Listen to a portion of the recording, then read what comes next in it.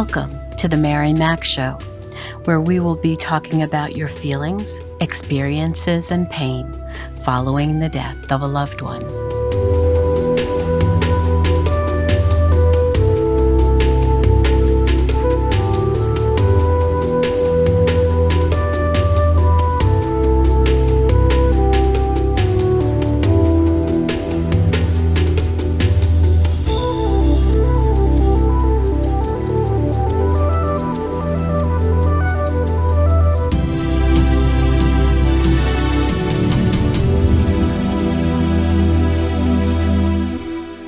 Good morning, good afternoon, good evening.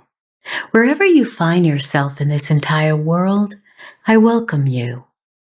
So how are you doing, my friend, my warrior? I certainly hope this week finds you well. I'd like to remind you that my store, the Mary Mac Store, is available to you with lovely gifts for you and another bereaved friend or relative, especially our I Remember collection. Partial proceeds from the store help to support the Foundation for Grieving Children, Inc., which I established many years ago. So today, I'd like to speak about an extraordinary man, His Royal Highness, the Prince Philip, Duke of Edinburgh of the United Kingdom. Married for 73 years to the longest reigning monarch in the world, Queen Elizabeth II of Great Britain. Philip was born on the kitchen table of his family's villa in Corfu, the fifth child and only son of Prince Andrew of Greece in 1921. He had 4 older sisters. Just after Prince Philip was born, his uncle, the King of Greece, King Constantine I, was forced to abdicate after the Greco-Turkish War from 1919 to 1922. Prince Philip's father, Prince Andrew, was working in the army at the time and was accused of treason and exiled. King George V of Great Britain ordered that a Royal Navy ship should evacuate the family, and Prince Philip was carried to safety in a cot that was made from an orange box in December 1922. He was just 18 months old at the time. The family fled to Paris, and he would attend boarding schools in Paris, Germany, and Scotland. And when Philip was 9, his mother was admitted to a Swiss sanatorium, which is an asylum, and was held against her will after being diagnosed with schizophrenia.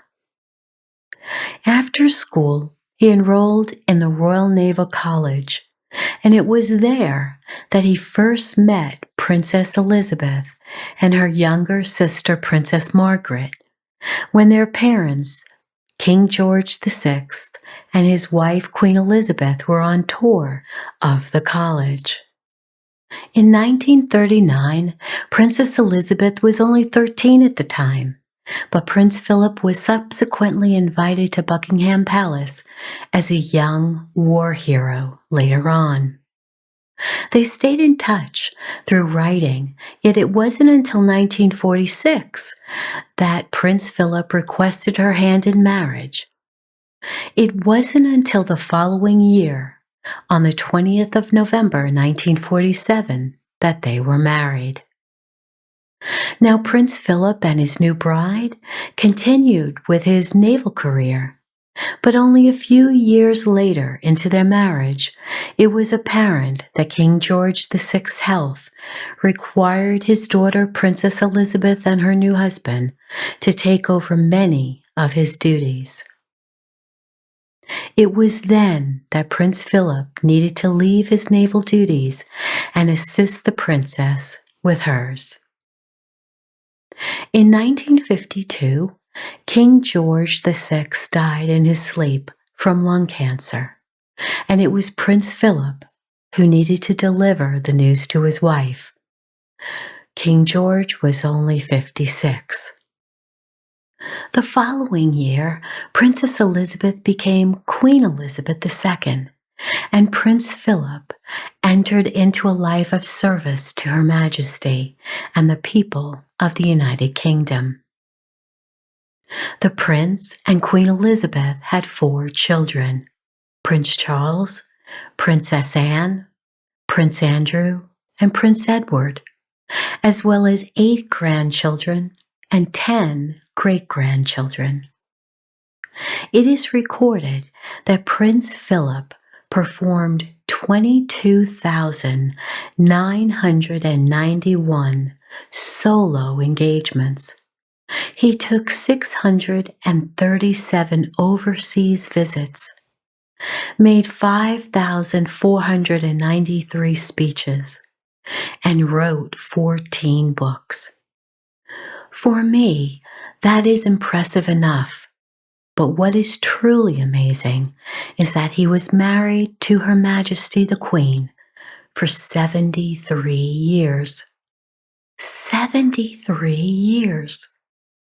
And once she became queen, served as the longest running consort for 68 years. Now, I don't know many couples who were married that long. Have you?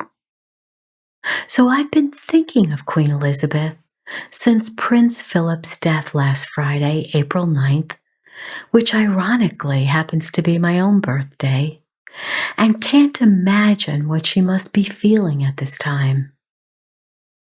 Now you might think that just because she is a royal, that she might not have the right to be feeling the same grief and pain and overwhelm that another widow would feel.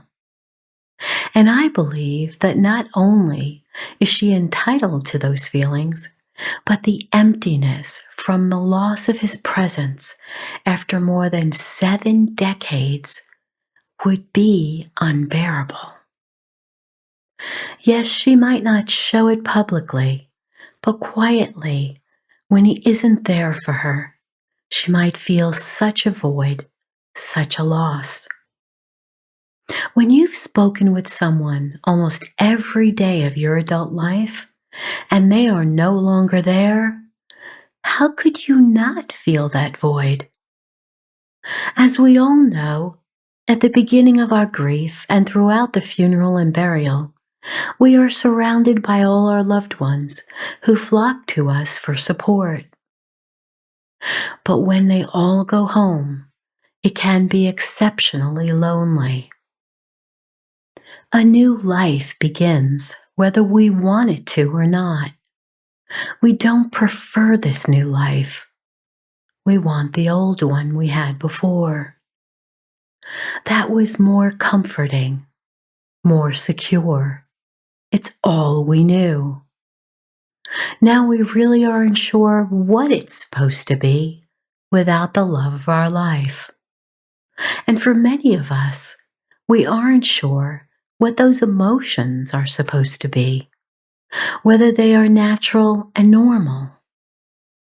And while we might have experienced the death of another loved one, losing your spouse, the closest person to you, is a different grief. It is the most personal, the one you more than likely shared all your secrets and dreams with. And as you grow older, you leave your parents and make a home with your new spouse. Your children grow and leave to build their own homes. But it is your spouse you live the majority of your life with, if you're fortunate. And Queen Elizabeth and Prince Philip were so fortunate. Certainly no relationship is perfect, but to be able to spend 73 years with someone who was always supporting you in your role as monarch is not something anyone else has done. Prince Philip's service to his queen and the people of the United Kingdom was extraordinary. When this episode airs, it will be the day after Prince Philip's funeral. Just a few short 4 days later, the Queen will celebrate her 95th birthday. Her beloved will not be there to celebrate with her.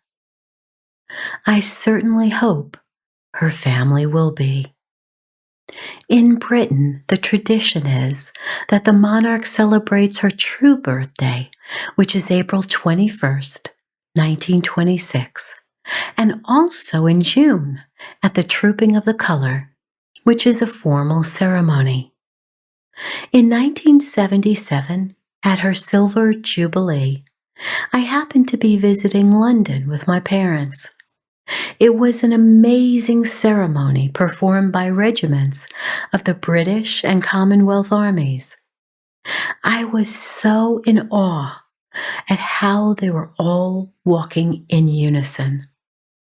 So the Queen gets to celebrate her birthday twice each year.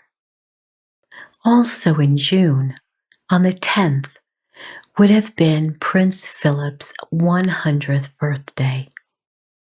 I have to say, I felt so sad that he didn't make it to his 100th birthday, just 2 months shy.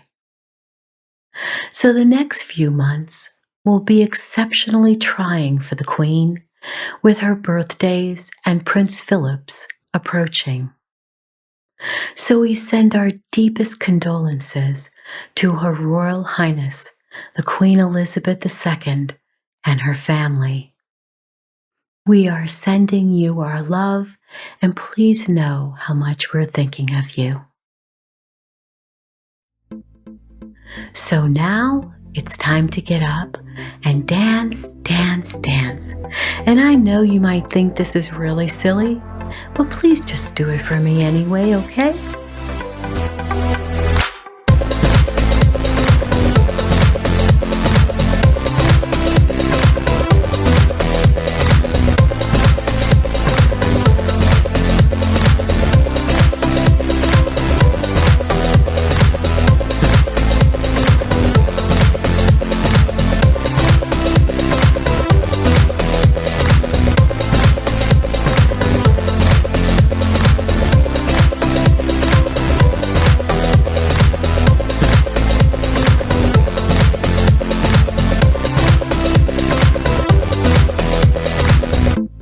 Thank you for listening in today, and share my podcast with those who may benefit from this knowledge.